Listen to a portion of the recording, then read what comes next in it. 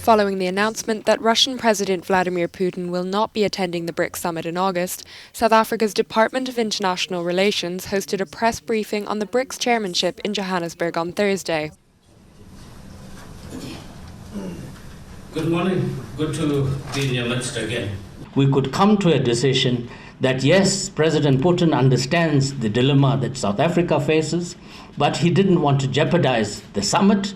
He didn't want to create problems for South Africa. And this is the strength of BRICS cooperation, that we could have this kind of maturity and solidarity in this relationship and ensure that we have a highly successful summit in South Africa with his participation virtually, and that all of the issues we have set on the agenda is discussed collectively.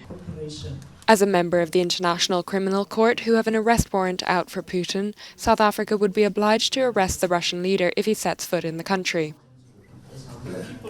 Any attempt to arrest their president is a declaration of war. This is on record. So the president mentioning that again is not being dramatic or anything like that. Secondly, there is no precedence in history of a sitting head of state being arrested in a foreign country. So if you do that, you've got to consider that all options are on the table for that country whose president you are arresting. If you link the two, the statement from Moscow, plus this precedence I'm talking about, our president saying that in his affidavit is being pragmatic in my view. Russia will be represented at the summit by Foreign Minister Sergei Lavrov alongside leaders from Brazil, India, China and South Africa.